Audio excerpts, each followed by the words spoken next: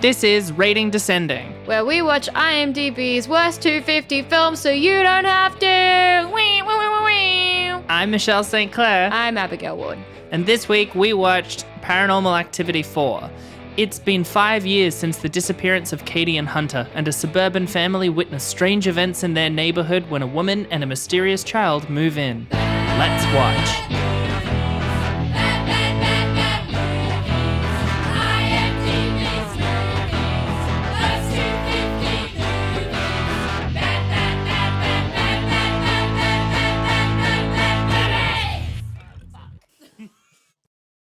Let's do this. Okay. I ate a huge bowl of pasta.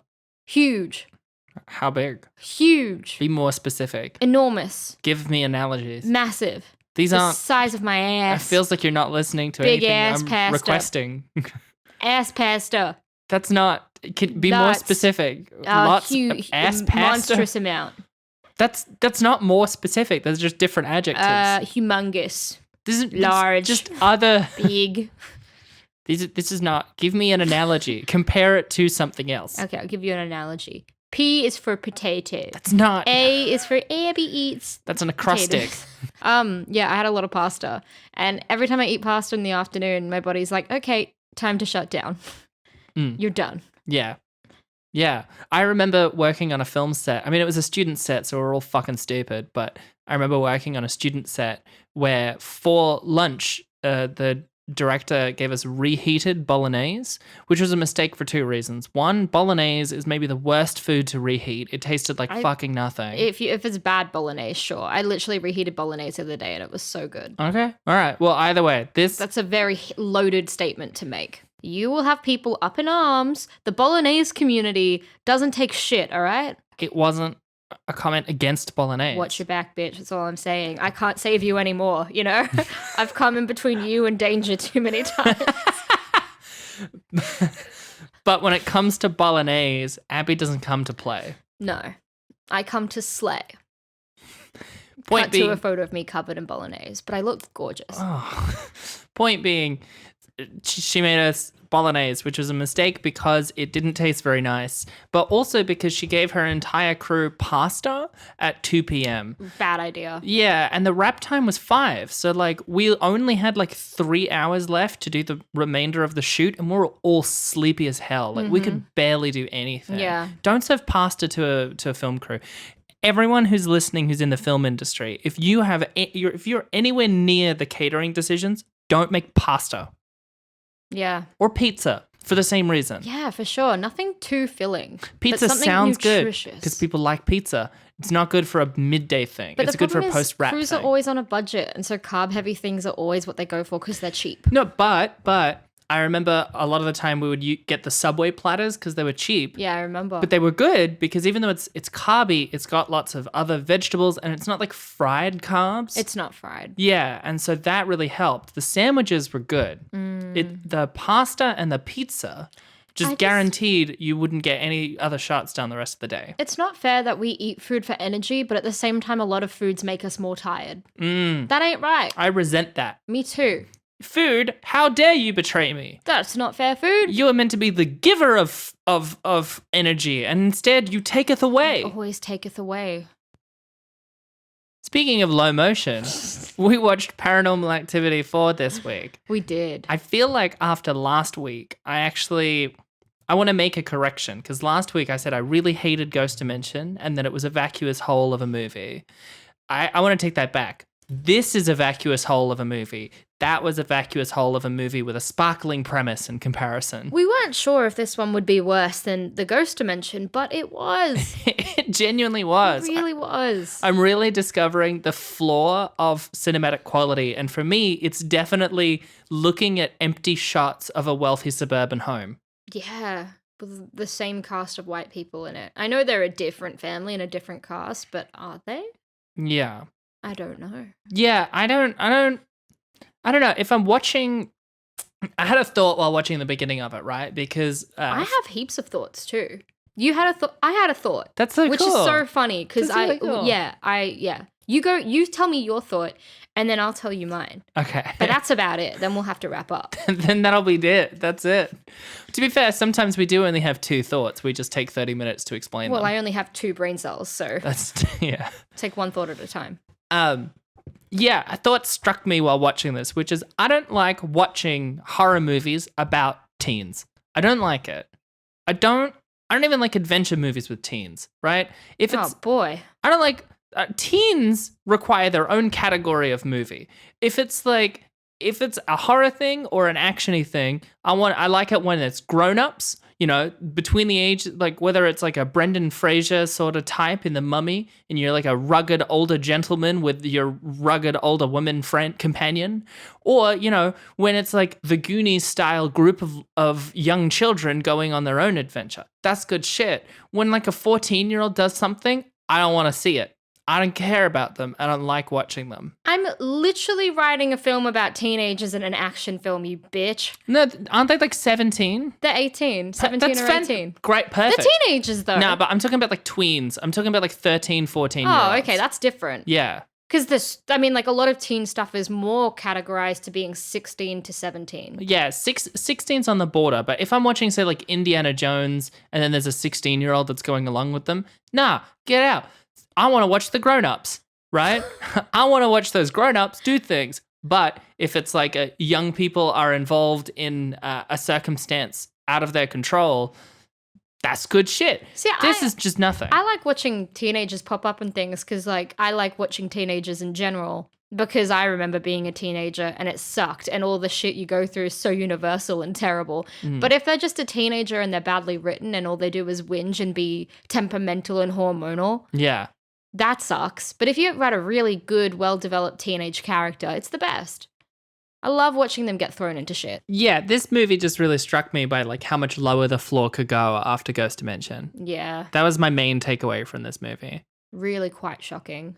Yeah. I mean, it had all the same, I swear to God, it was honestly an exact replica of Ghost Dimension. Yeah. And, or I guess vice versa, because... Oh, yeah, true. They're a copy of each other because I think I noted that exactly at 1 hour and 25 minutes in both of them is when the first death occurs. Yeah. And at that point, you're like, thank God. Like, you're dying to get scared at that point. Yeah. I went in kind of wanting to be scared. Because you're a little baby. I'm a little baby. You're scared of getting scared, but in this film, you craved the scare. I did. I went in going like, all right, I reckon it'll be scarier than Ghost Dimension. It'll just still be shit. But it was actually less scary. And again, it's just like a cripplingly slow film. And it looks like it's like a home video, like an actual home video would be far more entertaining than watching this. It would. Yeah. At least if you sat and stared at paint dry, you would now have a new experience that you've seen. This was like the first film that I think we stopped Ghost Dimension a couple of times, but we had to really push our way through this one. Yeah, we did. I kept saying like, it's a beautiful day outside. We could be doing anything else than watching Paranormal Activity 4. And yet here we are. I think at one point I also turned to you and said, do you regret doing this podcast? I regret doing this podcast. Not since Zoolander 2 have I more regret embarking on this mission. Yeah. I think God's Not Dead. We both were like joking about the idea that we could back out still, maybe. Yeah. We're too deep at this point, but I am resentful. Yeah. So audience listeners, we resent you because the fact that you like the podcast means we are obliged legally to continue. Yeah, thanks for your support and fuck you. Because now we have to keep going, all right? Because our 12 fans desire it. This is now going to be a podcast about 2 women slowly growing to resent each other and their audience. Yeah. I think that's what it'll be. And that's really beautiful. Yeah. In its own way. It'll be its own thing. Yeah, we could make a movie about it. We could. We should try and make our own. We should like gather all this knowledge that we acquire over all these films and then make our own really bad movie. Very easily done, I think you'll find. Good dinner. Well, hang on. If there's 250 movies, because 120 in, you could do like a supercut of 1 minute from each movie and you'd have a 2-hour movie of really bad movies. Stitch it together. I guess you could do like 30 seconds from each movie at the end of the 250. You're the editor. Make it happen, baby. Yeah. Well, wait, let me do the overview because I really want to start talking about specific plot beats. Do it. I'll just do the overview now. This is a tricky overview because both nothing happens whatsoever, but then there'll be like a little plot detail, and I'm like, I guess that's relevant, but it's nothing. Yep. So, 5 years after the events of Paranormal Activity 2, in which Katie kills her sister Christy and kidnaps Hunter Ray, we meet Alex Nelson, who lives in a wealthy suburb in Nevada. After their mystery neighbor gets sick, the family agrees to take care of the neighbor's young boy, Robbie, who immediately starts to befriend Alex's little brother, Wyatt. After Alex's boyfriend, Ben, starts recording their video chats, he notices Robbie exhibiting strange behavior. When they ask him about it, he defers to his invisible friend Toby and says little. Alex and Ben start to find strange symbols, potentially connected to demonic possession, appearing around the house and begin to get worried for their safety. Soon, Robbie's mother, revealed to be Katie, returns and takes Robbie home. However, Wyatt now starts exhibiting the same strange behaviors as Robbie. Alex inquires more about Wyatt's adoption, but is blocked by her parents. However, it is strongly implied that he is Hunter Ray. Then, one night, Wyatt is taking a bath and appears to become possessed. Katie then appears and attempts to kill Alex, but is unsuccessful. Then, on a later evening, she reappears and Alex's mother gets killed. Soon, Ben appears and also gets killed by Katie. Alex and her dad reappear and go next door to try and find and confront Katie. After Alex finds Ben's body, she rushes over to Katie's house to get her dad, but is found by Katie and the rest of her assumed coven and presumably is killed. That's it. That's the movie.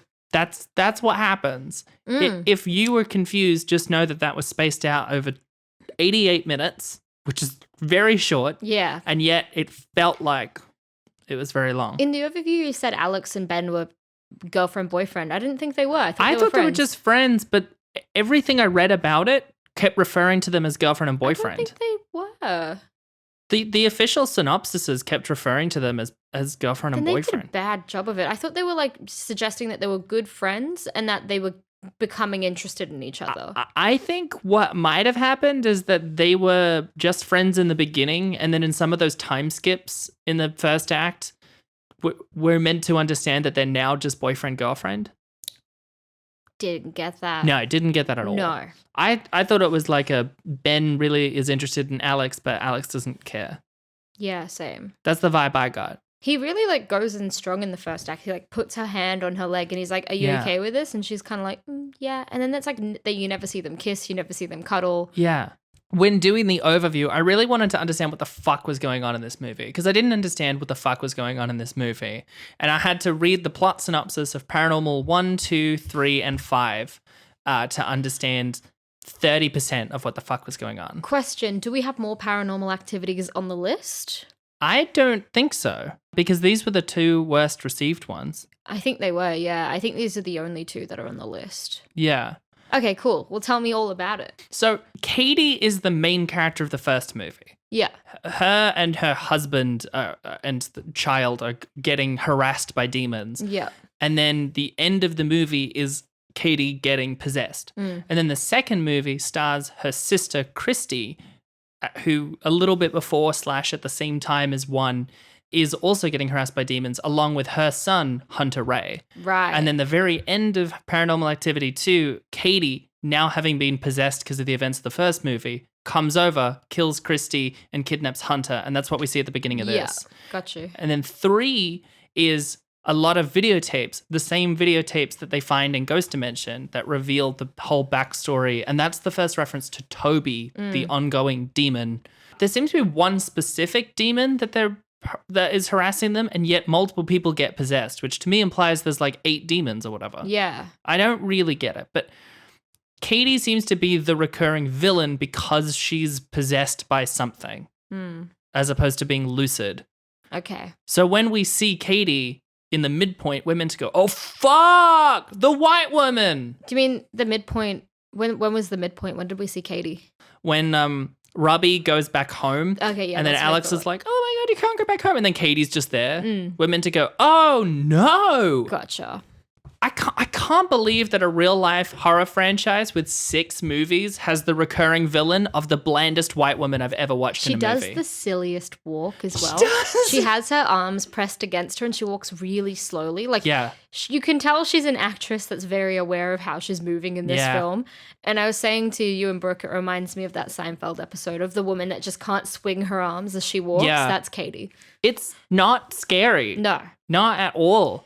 And then at the end, she runs at her and then like they CG a demon face on her. Yeah. And it's still not scary. God, I loved that ending though. Again, all the deaths happened in the space of 5 minutes. They were all shockingly boring. Yeah. But then in the last moment, you see the whole coven. Is it a coven of people? Like, Yeah, so that's part of what Paranormal Activity 5 reveals is Yeah. that it's a specific coven that just wants to kidnap and possess a bunch of little boys. Right, gotcha. And the whole thing with Hunter is that Katie and Christie's family have been harassed by this one demon since 1930s. Okay. And it needs to possess the firstborn male, but Hunter is the firstborn male since 1930.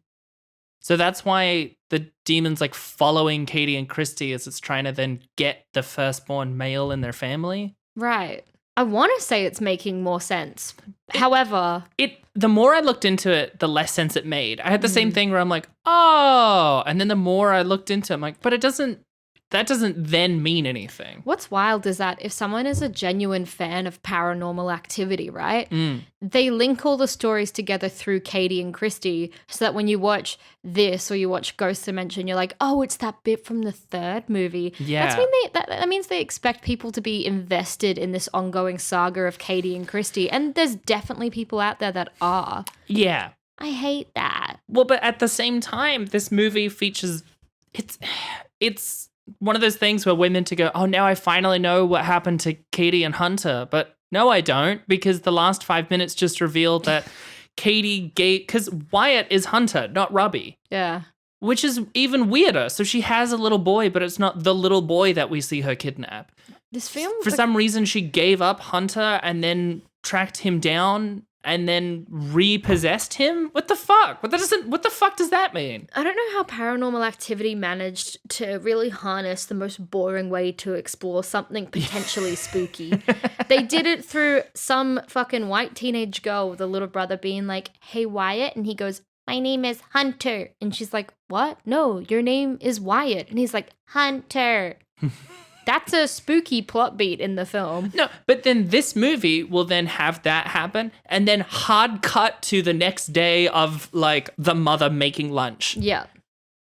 Instead of resolving any plot beats, instead of introducing new drama, this is the anti-film. Every time drama is proposed, it is then cut away from in favor of people wandering around their home aimlessly. Well, if drama is proposed, if they get down on one knee, then it's the director saying, I'm not ready for this. I'm sorry. I like how we are now. Maybe ask me again in a year. What's the opposite of Chekhov's gun? It's got to be like Stacy's carrot or something. Stacy's carrot has got it going on. Stacy's carrot. Just because instead of it being, oh, here's the setup and then later here's the payoff, it's here's the setup and then you're waiting for the payoff, but it doesn't come. I will say Stacy's carrot could still happen later, you know? Stacy comes in with it now and just like story planning with you. Let's do this. Let's break this story. Okay. Stacy enters. She holds a carrot. She asks Ben if he'd like to come inside and watch a movie. Okay. A few hours later, they're watching the movie. Stacy's carrot has disappeared. Oh, fuck. Ben gets up to go to the bathroom. When he comes back down from the bathroom, he sits down, but he sits on Stacy's carrot. Oh. And it breaks. And he's like, how did this get here? Oh, my God. Yeah. What is this? A Trupfest film where the keyword is snapped? But that's when Stacy pulls out a gun. And it belongs to Chekhov. Enter, stage right. Anton Chekhov. Yeah, I like that. This is already more entertaining than this movie that we're talking about. Yeah. There's already twice the number of plot beats. It's so I couldn't stand this movie. I stand by like it must be an ongoing joke by Paramount and by Blumhouse or whoever the fuck makes this fucking movie. It's them just laughing at the general populace being like, will they do it again? Will they go see it? Yeah, can we make a movie that is absent of every cinematic quality of a film, and will people pay to go see it? And apparently it's yes. This film made me miss Zoolander 2. And that movie made me cry. It turns out it's better to feel something than nothing at all. Yeah. Nothing at all. Nothing at all. Yeah. Nothing at all. For context, for audience, the specific thing that Abby and I hyper focused on was there is one scene about like middle of the way through. The mother is cutting food and then she puts down her knife and then she walks away from her laptop and then I don't know, an entire minute passes of her away from the laptop and then the knife flies towards the ceiling and we go, ooh, fuck, she's gonna get got. We were excited. It's not spooky, but, you know, something might happen. And then she comes back to the laptop and then we watch her in real time for 2 full minutes looking for the knife, being mildly confused at best. And then she grabs another knife and then it cuts away to the next day where Alex is doing something unrelated. Then 20 minutes later in the movie, the dad is looking at a recipe about to cook and we're like, oh, it's the same angle. And then he walks away from the laptop and the knife falls down in front of the laptop and we're meant to go, ah! And then he walks back and goes, it's so weird that there's this knife. And then he goes back to bed and that's the setup and payoff. Yeah. That's it. Yeah. That's the beginning and end of that cohesive thought of Paranormal Activity 4. Also, I thought jump scares always had that loud, like, wah, like thing when something happens, or like, wah, or like a, or, you know, like a, what? Wah, or like a, what? You know? What are you seeing? Sound effects. Cut that. You know, in movies where there's like a bow wow wow? You know, like a, wow, like a, boing. Yeah, you know, there's like a boy yo yo yo yo. Oh wow! Hot dogs. Yeah, I expect every time there's a jump scare for someone to be like, hot dogs, get your hot dogs. But this film didn't do that. No, legit, all the jump scares, pulling out those quotation marks again, they were silent. They were silent jump scares. Yeah. It was just kind of like she would move away from the camera and suddenly there's just a figure in the back and that's meant to be spooky. Yeah. Which we've seen that be spooky in Hereditary, but it's specific. There was a bit in this movie where she's on her laptop and then she's talking to Ben and then she moves away from the laptop. And again, 2 full real-time minutes pass and then a shadow moves across the background. And then another full minute after that, Alex returns to the laptop. That's the jump scare. Yeah. It's not scary. It's not scary.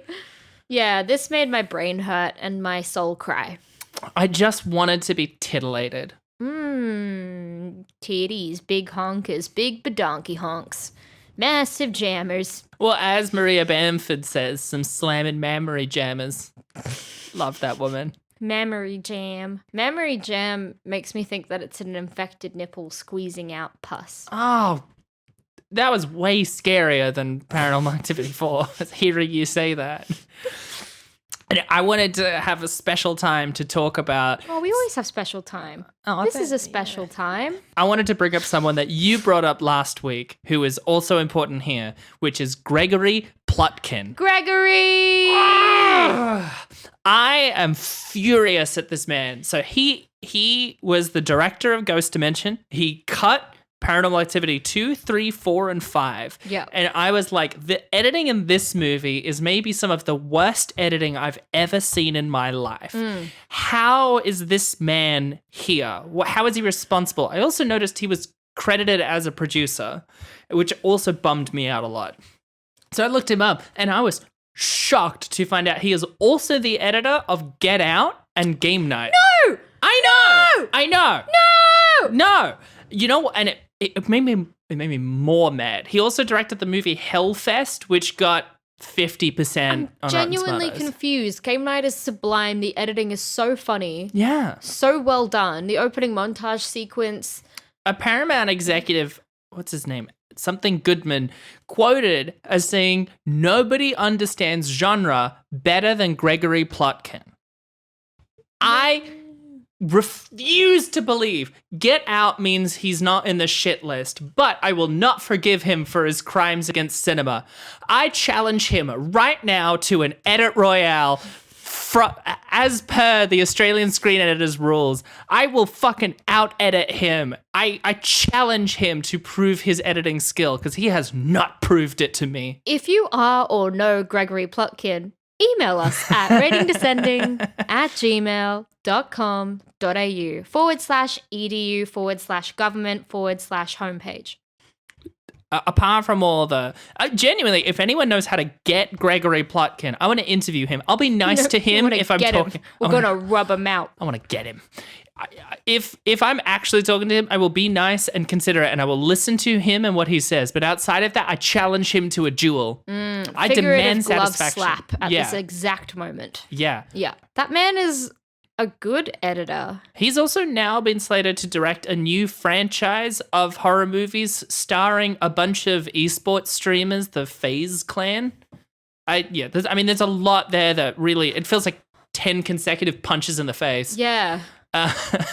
But I can't, I want someone to explain to me, why is he so bad, but also helped make Get Out and Game Night so good? He doesn't have a Wikipedia page. No, he doesn't. And I know a lot of editors don't, but those are big movies, and Paranormal Activity is a big franchise. He has a prodigious IMDb, though. Oh, good. Oh, his IMDb is thickums. Mrs. Thickums herself. Did you want to know some trivia about this? I would love to know some trivia. Okay. Lay it on me. So, some small pieces of trivia and then some big pieces of trivia. The parents in the film, played by Stephen Dunham and Alexandra Lee, were a real-life married couple. Before the filming... just as the filming finished, Stephen Dunham died of a heart attack, which is why he has a... in memoriam in the movie. Fuck, he looked really young. Alexandra also hasn't made a movie since, but that's not for the same sort of tragic circumstances. She looked familiar, but she was also such a bland white woman, I couldn't tell if that was for that reason. Cineworld in the UK accidentally showed screenings of Paranormal Activity 4 instead of Madagascar 3, leaving many, many children to watch the events of the movie. Oh my God. Wait, where was this? In the UK. Oh, wow. It wasn't more specific than just the UK. That sounds terrifying. Wasn't there a trailer shown?